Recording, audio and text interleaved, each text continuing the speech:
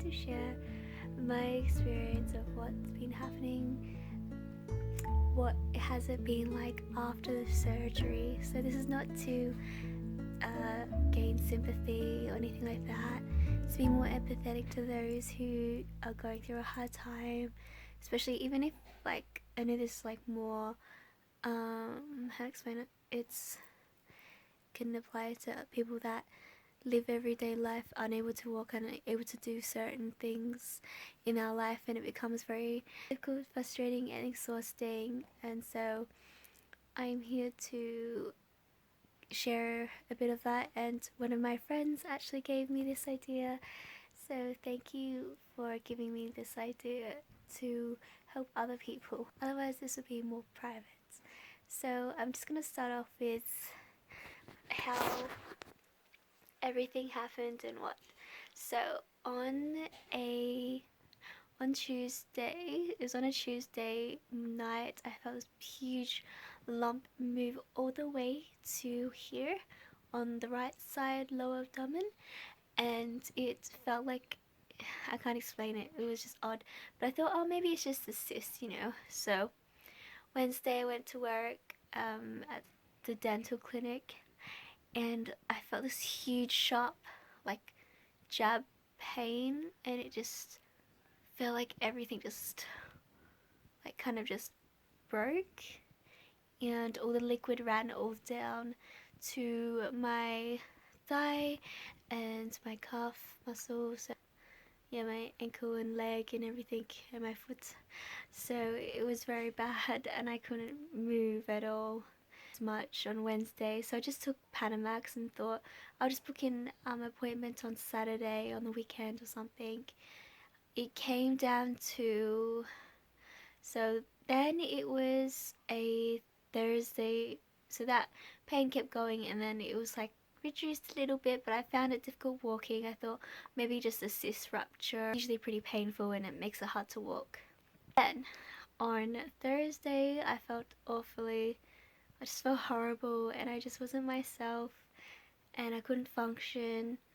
So I just kept going and just told my doctor, like updating him my new symptoms, and he was saying to come in earlier, so on a Friday.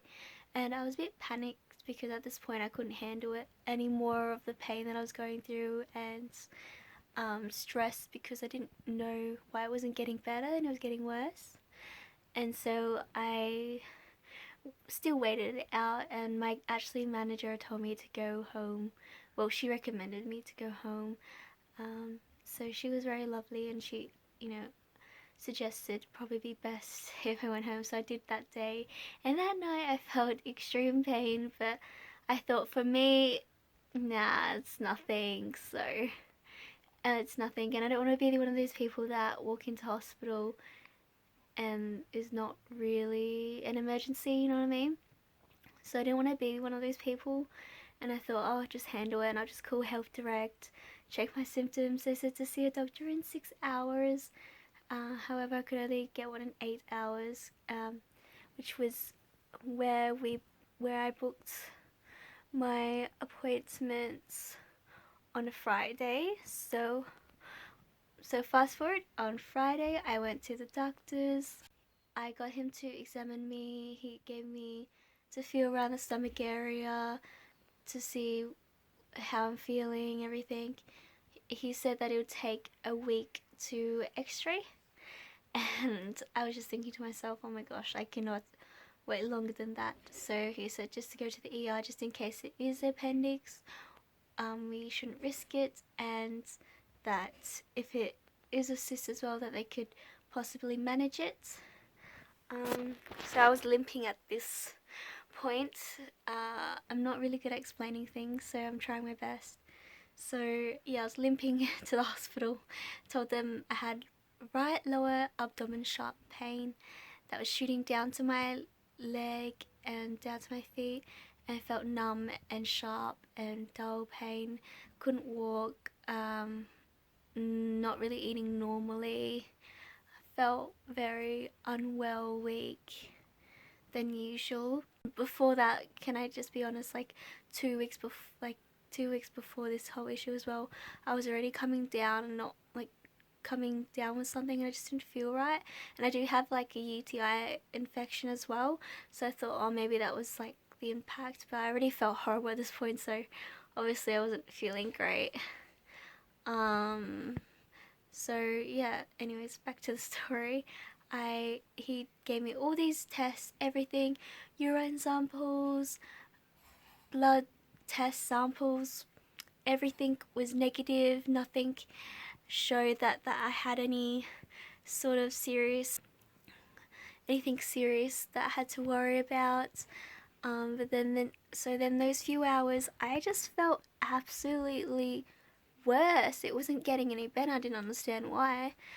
And they got a gynecologist. They got different doctors come in. It nearly felt like a waste of time. However, the pain wasn't going away, and even the gynecologist said everything's fine with your lady parts and everything, um, and you shouldn't have to worry. But the only thing is, they thought it was hernia at first, so they saw this part here lump move from one side to the other, which was very weird. And I thought, oh, you're very young to have hernia. Hernia, I think that's how you say it. And I was like, oh, okay, that's weird. So, anyways, that was that. We had to wait another day, and the next day I felt even worse. When you think things couldn't get any worse, you get worse. And so at this point, I was not able to move. I had a sore back. I felt like I lost all my nerves, like just motion, any movement in my back, or my leg was gone. Like I could not get up, I could not walk, I could not sit down, I could not do anything. Everything felt uncomfortable. I could not cough, I could not, oh, it was like a night.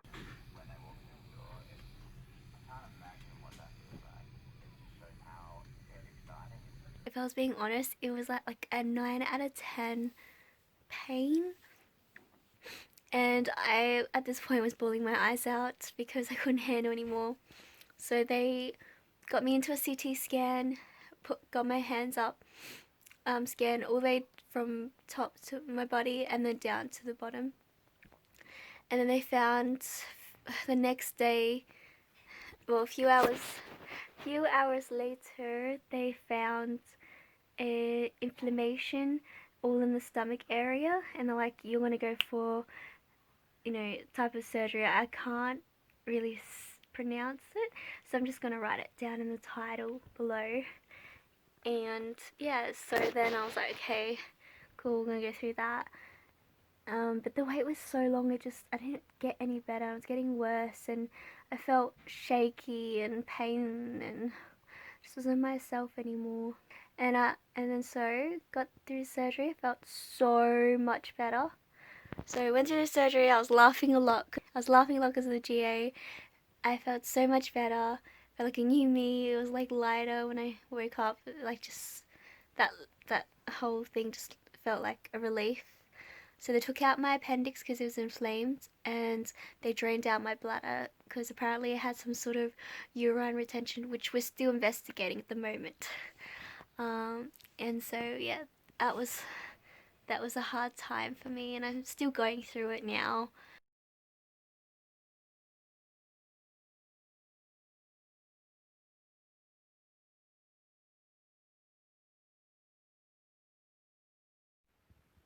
All of it's healing quite well. It just looks like scratches now. Except for this one, I'm a little concerned because it's a bit swollen. But I think it'll go down soon. It's a bit gross, but yeah, getting there. Yay! So I'm still bleeding from the surgery. I look preggers, but the first day I put antiseptic over the first one because it's still a little bit like similar to an open wound. So I didn't want to get any bacteria or anything in it. However, these I just wash them normal with soap and all that, but I didn't scrub too hard. After that, I thought, oh my gosh, life is gonna be great. No, so I had to actually have a few weeks off of work and having to learn how to walk again. So I'd be shaky a lot. I had a lot of encouragement by people in the hospital. got into some headbutts with nurses. Like, I appreciate it, and I love the hard work that doctors and nurses and everyone that's there to do their job. I found that if, you know, they can be abrupt sometimes when they speak, and sometimes you have to be vocal and tell them what is bothering you, and don't just abuse them. So, and they'll realize that, and they'll either apologize or being asked if they still want to. That's fine, but as long as you speak for yourself and it doesn't annoy you, because you're going to find that when you're in a hospital, you're going to be bothered and you're going to be in pain, you're going to be crying, you're going to be scared, and there's all sorts of emotions going. I was scared because I had tonsils removed, so that this was another thing that I never experienced before, so I was definitely upset when I had to go in by myself. But they said you wake up and you won't feel anything. There's a lot of frustration at myself because I thought, like, why am I so weak? I shouldn't be this hard. But obviously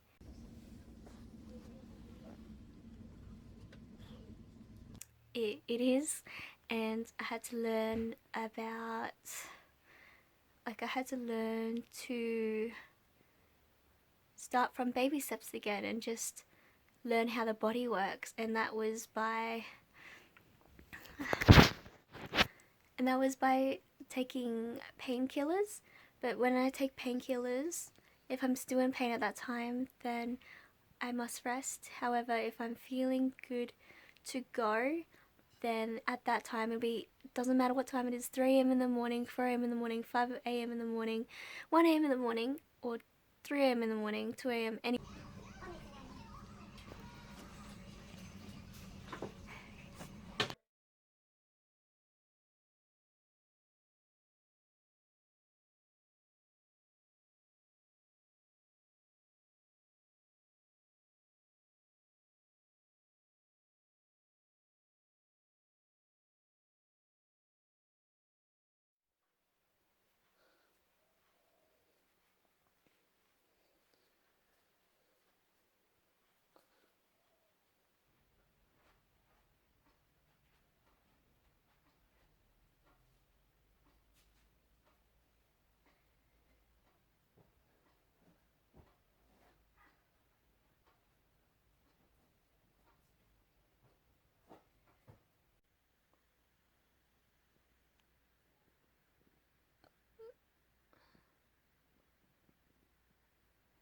Forest to guess.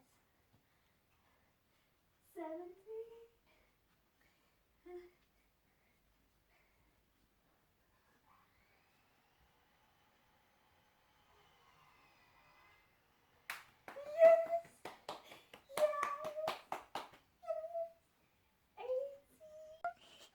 My dogs are just watching me walk. Ready? Watch. I've done only 10 walks right now, so I'm trying to get to 20. Look. Hi! 11.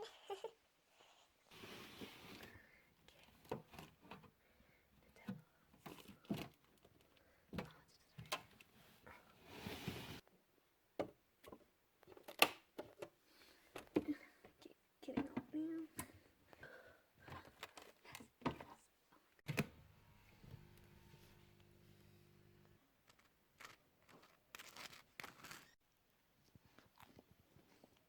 I can sit down properly now as well.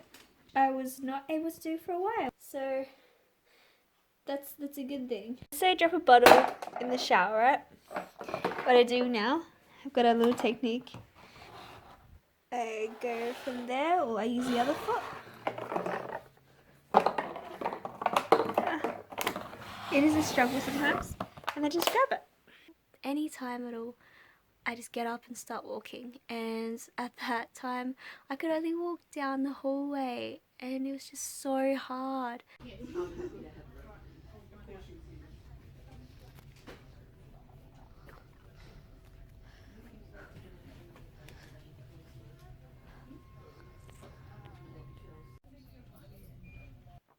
And I just felt really devastated and upset because I thought that I was never going to be, I nearly was convinced that I was never able to walk ever again. and I couldn't even fold my legs like this at the time because I was in that much pain. Um, Even before and after the surgery, there was still this whole numbing inside my leg, and there was a wave of emotions like this. The nurse taught me that to go when you don't feel pain, and when you're ready, just get up and start trying to walk, and just give it a shot and then see how it goes. So that's what I did, and it has been working. I walk the other day. I walked 5 laps, 10 laps, but not like around the oval because I don't have enough strength yet. I will one day. Walked 5 laps, 10 laps, and then I think I did 20 yesterday. So I'm so glad that I'm like progressing over time. So it is really worth it once you get it going. They're gonna feel certain pain. I don't know. I don't know how else to describe it. However, I'm going to put different clips of like how I felt and everything, and experience a little bit in there.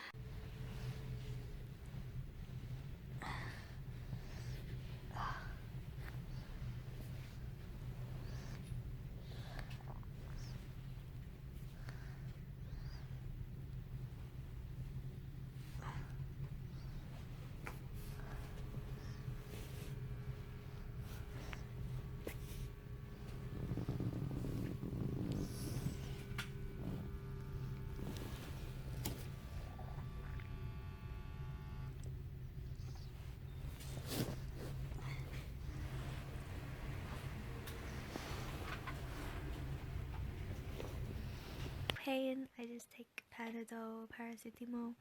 But when I'm in a lot of pain, I take oxycodone, which has opioids. With my little knowledge, I think it has to do with drugs, heroin or something, which is why I feel very high after taking this. But yeah, you'll be able to see that in this clip inserted. She said, were they were going to do all the monthly things and all that, she said, I think we need to. So they'll come in 3 months. I don't watch a movie. Ivy, I'm actually like dead serious here. You're literally like over the moon and you're onto La La Land. Yeah, no, but I want to watch a movie. You're meant to I want to watch a movie. I want to stay up and watch a movie still. Ivy, I order you to go to sleep right now, this instant.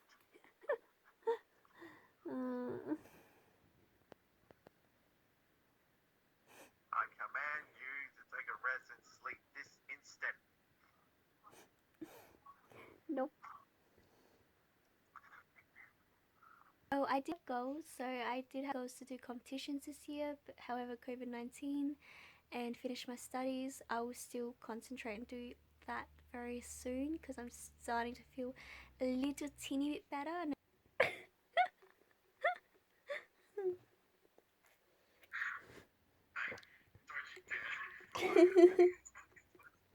Got my orange juice.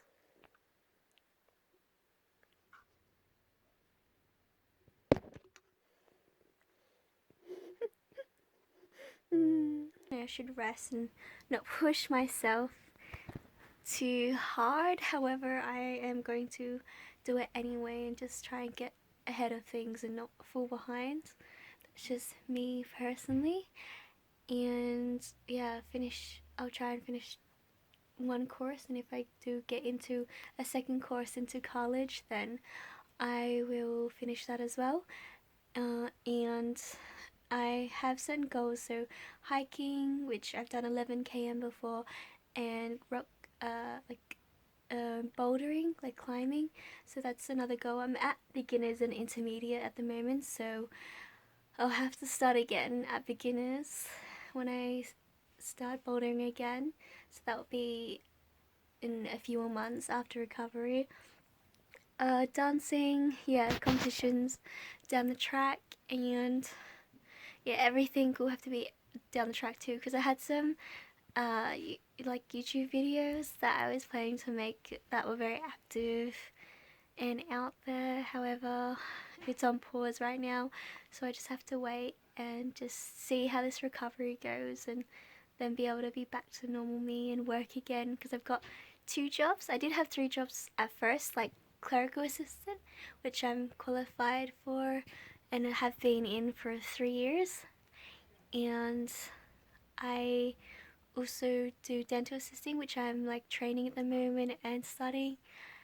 And then the other one, oh, and the other one's for like, when I said clerical assistant, it's more of you guys will not like this, but it's more related to politics and all that. I'm not a very political person, but I just stay in between. I just do my job the best that I can. So yeah, it's just more working for the member. And yeah, and so my last job is also concierge and brand ambassador. So talking to people and greeting them and all sorts of things. And that job's very flexible. I can work anytime and hours of the day by choosing the shifts that I want to do. So yeah, I really love that company. I love all companies. They're pretty good as long as you want to work with people that look after you. So I have that in place, but I have to do that down the track once this recovery is done, which will be really good. So those are my goals. So yeah, when you have certain things that I guess delay you or hold you back in a way, write your goals down, write what you want to do, get out a piece of paper, play crossword, color in. You can listen to music, take time to chill, journal how you feel, everything to keep yourself going.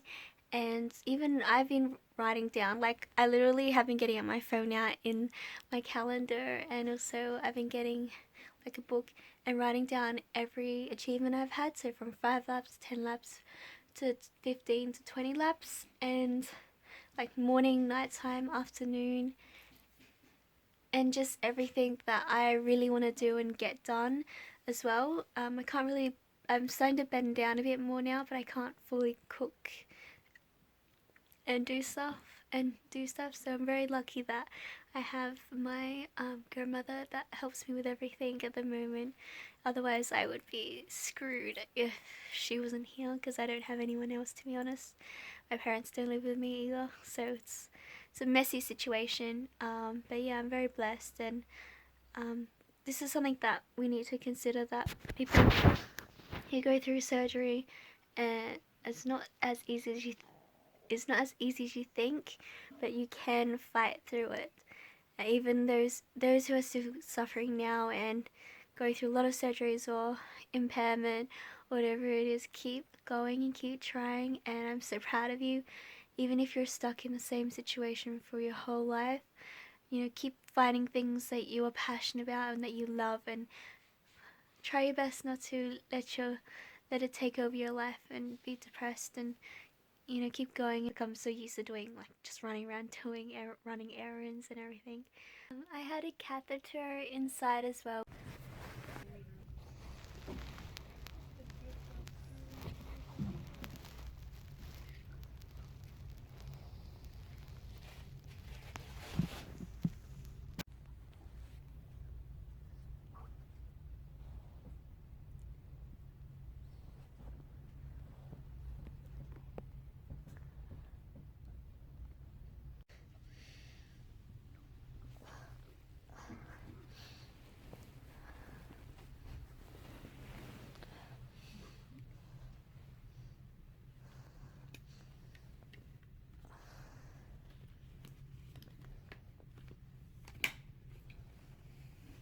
Which was like here. I still have sticky, yucky parts there, which I'm trying to remove. I had to have that there inserted in my urethra for quite a while, like I know, for 2 days. At one point, I was screaming in pain because I'm not used to it. I think people that have given birth are more, I guess, they would find it more easier to adapt to. However, I did not find it easy to adapt to. I was really a lot in pain, and I had lovely people supporting me. Had the guy that there was one guy, he came over and held my hand, to push me through this hard time, through my surgery and the pain that I was going through, which was really like horrible, and they had to even give me like, they gave me, what's it called, oxycodone, and they also gave, I think there's other ones too, like needles, and that was the only thing that would really help pain go away straight away. So that was horrible. I had to bring that little friend everywhere. they call it a friend now. So that wasn't fun, and I was told if I dropped it then it would do some damages. So yeah. So I've had to change a bit my diet, everything else, and make sure I learn to love and look after myself and be positive. And to the people with health, yeah, out there, thank you so much and love you guys. Just wanted to say also that like not everyone in there is the way they seem to be. Sometimes they're in distress, and that yes, there are people that fake to be sick, but it's not always the case. And I don't want you guys to assume if you can't find the issue, that person's not going crazy if they're in that much pain. And to understand that it's for us also to understand that it's not easy for nurses. They're going to have days where they're grumpy and growly, and we just have to learn to communicate and be mature about certain situations.